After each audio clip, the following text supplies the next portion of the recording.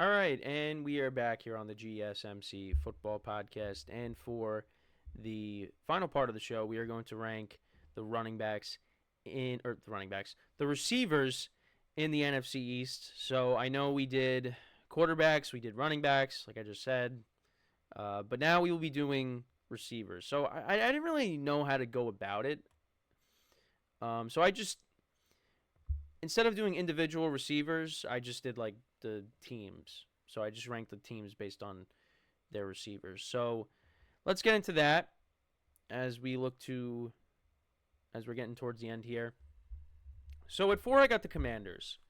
I will say it was tough ranking the Giants and the Commanders, who I would put ahead of who, because I also didn't want to come off as being biased. Because I do think that Terry McLaurin right now is the best receiver of the two teams.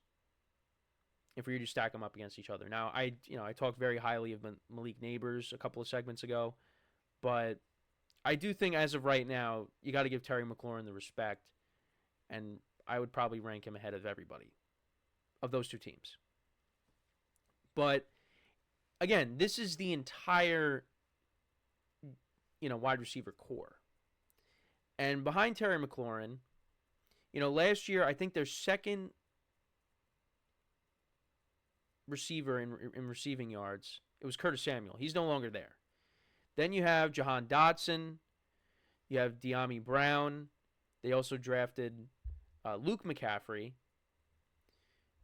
So, there's question marks behind Terry McLaurin. Now, with Jaden Daniels at quarterback, let's see how that changes. Because I did see, Jaden Daniels throw a pass to Terry McLaurin. That was a nice play on social media. And we're going to see Jaden Daniels play when the Commanders play the Jets on Friday, I believe. Yeah, Friday. So, we'll see if Terry McLaurin is playing in that game. I'm not 100% sure if he is. Maybe he's not. But Jaden Daniels is definitely playing. So, but yeah, Terry McLaurin had a little over 1,000 yards last year, despite, Sam Howell playing quarterback, Jacoby Brissett.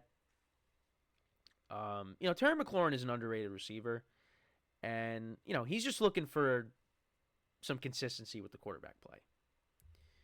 But I think Jahan Dotson, he had around, I want to say he had around like 300 receiving yards last year.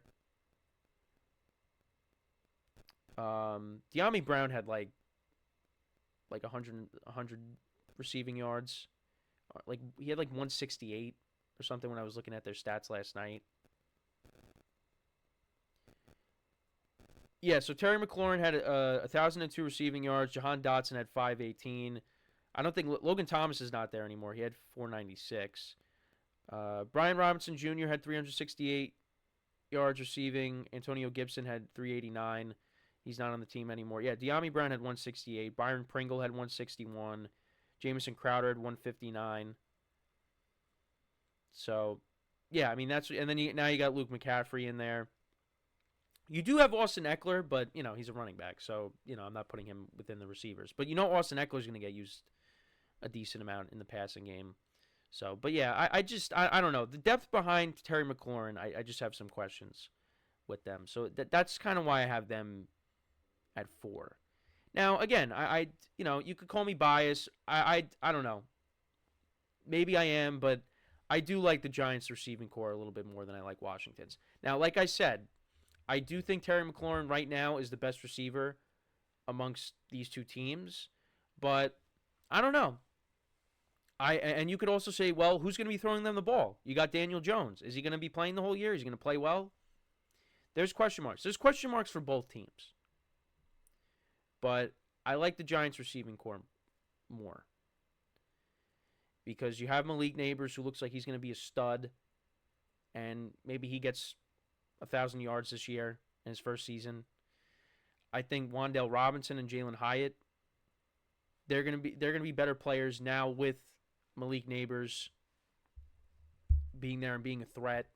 Because now defenses are going to be focusing in on him, and that's going to open up more opportunities for the other two guys. You also got Darius Slayton, who right now is I guess is the fourth wide receiver behind these three guys. Last year he was their leading receiver. He had 770 receiving yards. Wan'Dale Robinson had 525. Jalen Hyatt had 373. And you got the other tight ends on the team, Bellinger and Theo Johnson. Sorry, holding back a sneeze. It happens. Look, it happens at least once. I know I always say that when I'm about to, but yeah, that's holding back another sneeze. But yeah, I don't know. I'm optimistic about the Giants receiving core, and I just think that, at least for me, they're a little bit better than Washington. But it's going to come down to the quarterback play as well. How is Jane Daniels going to be his rookie season? Is Daniel Jones going to stay healthy? Because we could very well see with the Giants, you could see Drew Lock playing. You could see Tommy DeVito playing instead. But I don't know. You could flip-flop these two. I don't know. For me, I like the Giants a little bit more than the Commanders. But like I said, Terry McLaurin, probably the best receiver of the two teams here. So yeah, I got the Giants receiving core at 3. I got the Cowboys at 2. Now, the reason for that, we know CeeDee Lamb is a stud, probably the best receiver, is the best receiver in the division. But it's behind CeeDee Lamb. Similar to talking about the Commanders and the Giants. Behind CeeDee Lamb, I have questions. Because you got Brandon Cooks, who I think, could still produce. Not in his prime, but, still a good receiver. And then outside of those two, there's question marks. They're talking about Jalen Tolbert. They got some other young guys as well. But, yeah, it's just there's a lack of depth at the receiver position. And if CeeDee Lamb, if his holdout continues into the regular season, that's going to be a problem for the Cowboys. And I think that's going to be a problem for the Cowboys, with a lot of their other positions, is depth. If they could stay healthy, they're going to win their 10, 11 games. But if they don't stay healthy and you got to rely on your depth, that could be a problem, especially on offense. Because if Dak Prescott doesn't have CeeDee Lamb, it's going to be a problem. But that's really what it is the lack of depth. And the question marks at receiver outside of, the top 2. And of course, the top 1, because, we know CeeDee Lamb, if he's playing, he's, one of the best receivers in the NFL. But like I said, Brandon Cooks is getting older, and we don't really know who that third wide receiver is going to be. Third or fourth, they talk about Jalen Tolbert. Like he's going to be good. But we don't know. So I got the Cowboys at 2. And then at 1, I got the Eagles. And it's because of these two guys right here. Your 1A and your 1B. A.J.Brown and Devontae Smith. Two guys that got new contracts. Both very talented receivers. And I just think, because you got those two. I mean, I like the combination of those two better than I do CeeDee Lamb and Brandon Cooks. Now, if you took the Brandon Cooks from like 2016 and put him on the Cowboys, then I'd probably rank them ahead. But because Brandon Cooks is older, he's not the same player he once was. I like this combination better because these two guys are still in their prime, A.J. Brown and Devontae Smith. Now, I just wanted to pull up the stats of the two teams. So for the Cowboys, I mean, CeeDee Lamb, I know I've gone over his stats a handful of times. I mean, he had 1,749 yards receiving. Brandon Cooks had 657. Michael Gallup had 418. He's no longer there. Jalen Tolbert had 268. Kevontae Turpin had 127. So you're expecting him and Tolbert. They're going to have, their opportunity. Dak Prescott has talked about Tolbert.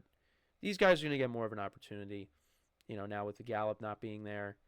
And And then as for the Eagles, both receivers coming off of solid years. A.J.Brown had 1,456 receiving yards, and Devontae Smith had 1,066. So you had two receivers with over 1,000 yards. Now, behind them, we'll see who steps up, because you had Devontae Parker, but now he's not there. Paris Campbell's kind of their third option, well, receiver-wise. They brought in John Ross. Some of the young guys are going to have to step up, behind them. So they're another team. I mean, they got two, but that's the thing, though. It's because the Eagles got A.J. Brown and Devontae Smith. With the Cowboys, it's CeeDee Lamb and then an older version of Brandon Cooks. That's my rationale behind that. I do think CeeDee Lamb is the best receiver in this division. And then I'd probably put A.J. Brown second. Devontae Smith would probably be third. And then I guess Terry McLaurin would be fourth.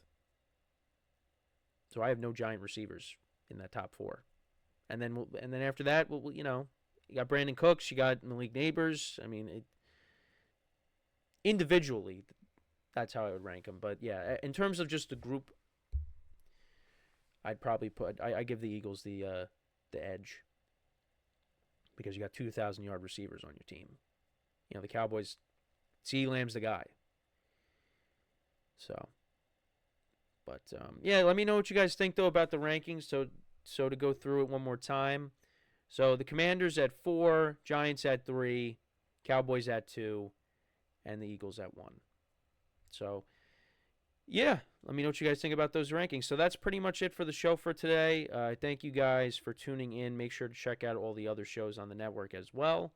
And, so as always, I'm your host, Kenneth Grunfelder, signing off from the GSMC Football Podcast, brought to you by the GSMC Sports Network. Have a good day, and I will talk to you guys tomorrow. Take care.